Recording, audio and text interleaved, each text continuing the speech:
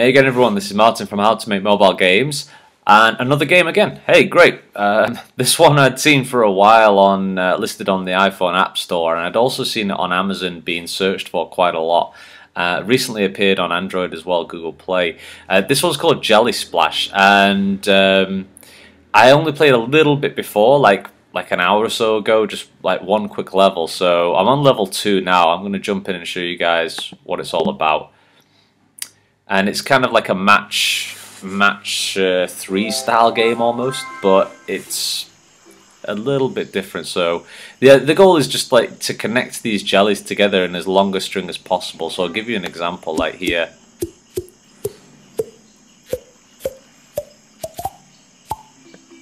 There we go, got a super long chain there, that's great. And you can just connect as many as possible.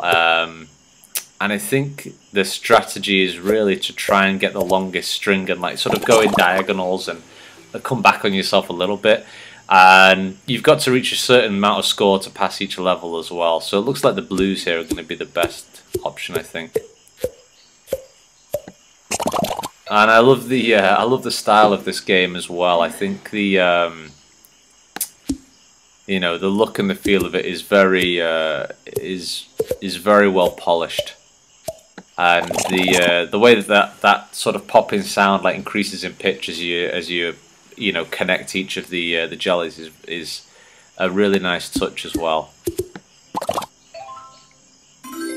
So there we go, got 12,003 stars. So very cut the rope, Angry Birds style. You've got your star system, and it's very mass audience as well. Like these types of games where anyone can play it and you can take your time, like Candy Crush Saga. I also think Pet Rescue Saga, where it's not so much about the like how quick you can react, but it's more about thinking through it and calculating. I think that's much more mass audience and appeals to a wider audience.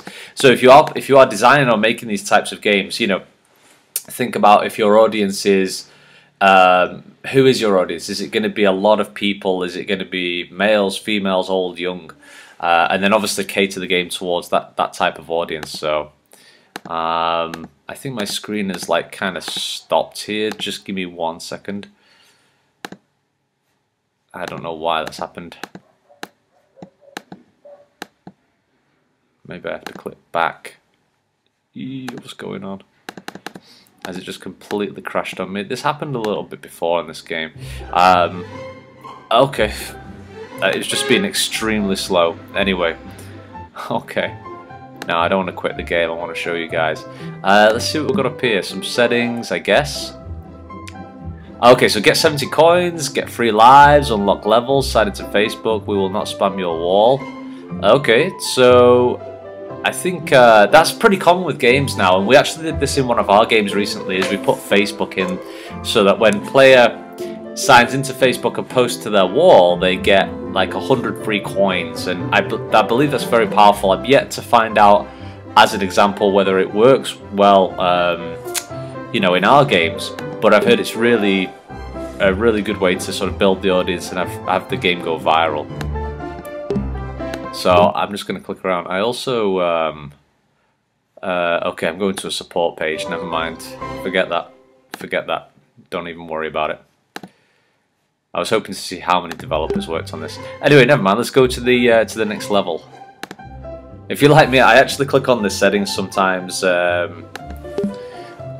just to see how many developers made the game, how many testers there were, how many marketing people. I think that's pretty interesting from a developer perspective. Connects a long line of jellies to see what will happen. Okay, let's do it. Kaboom. Ta-da! It's a super jelly.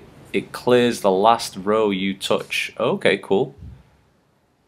So... okay. Okay, I see. So it clears all of that top row once. Okay, I see, I see. The longer the line, the more super jellies you create. So let's do this one. Skadoosh. Boom. Okay, rock and roll. Well, I think we're going to get a super one here. This has got to be... Oh, is it... Let's see how big we can make this bad boy.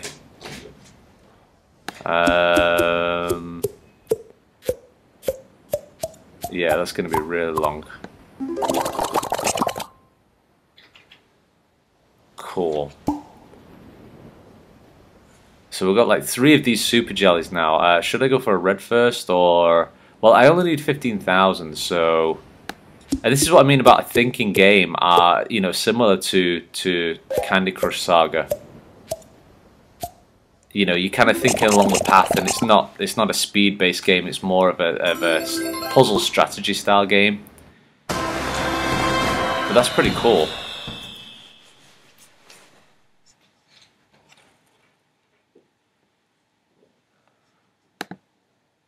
I think someone was going to come in then, but they didn't. So I think this part is just loading. It's just taking time to load. The game probably doesn't work like reacts this slow on a device. I'm using the BlueStacks emulator here, which is a great emulator, I think, and it runs on the Mac. So it's an easy way for me to make to play gameplay videos and to also share it as well, because sharing off the device, off the screen is a total pain in the arse from the research that I've done. I need some AirPlay stuff on iPhone, or on if I use a Kindle, I need a mini HDMI plugged into the TV, and then record off the TV or something. It's this big complicated thing. So I'm just doing it off this emulator here, and it's a lot easier. So that's why I say it's probably a lot smoother when you actually play it on the device. Like, you actually finish the level and you're into the map screen real fast. Loading. There we go. Now we're getting somewhere. Now we're cooking. Yes? No? Yes? Yeah, we'll get somewhere there eventually. Alright, there we go. Okay, the more jellies connect, the higher you score.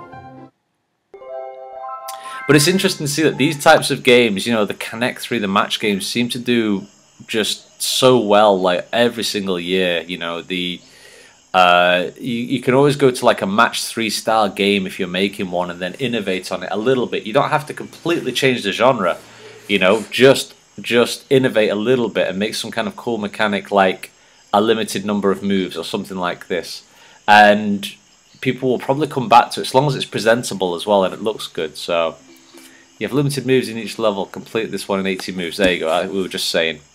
So 18 moves, huh? Okay, let's go for these greens first, yeah? And the other thing is as well, like, originally when I first started playing games, I was always kind of like saying to myself, oh, you know, a game doesn't have to like look very good, as long as it plays good, as long as the gameplay is fun, people will like it.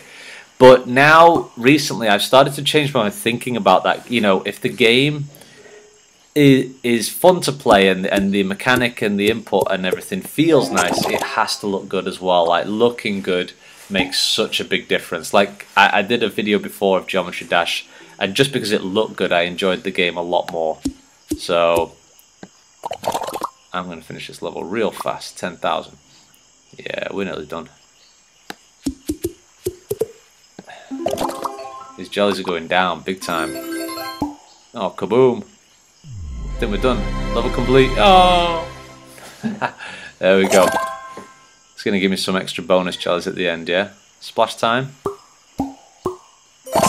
Yeah. Very Bejeweled style. Again, yeah. More. You can probably do like a Facebook score comparison on this as well, like on Candy Crush Saga, where you can see your scores from your friends. I'm yet to go into that much detail in the game, but I just rocked on there. But for some reason on here, I'm not getting these 3 stars pop up. Usually they say how many stars you've got, so that probably happens on the device, but it's just not working on my emulator here. So anyway, hope you enjoyed it, guys. That was Jelly Splash. I'm going to play some more games. If you do want me to talk more about specific elements when I'm doing a gameplay playthrough, you know, like about the design or the art or the monetization, like, drop a comment and I can talk more about that. As always, everyone, please hit the subscribe button down below. Please hit the like button. That just supports me and the channel and allows me to bring out more tutorial videos, game development or gameplay videos. Anyway, have a great week, everyone. Enjoy the game, and I'm going to chat to you all soon, okay? Bye-bye.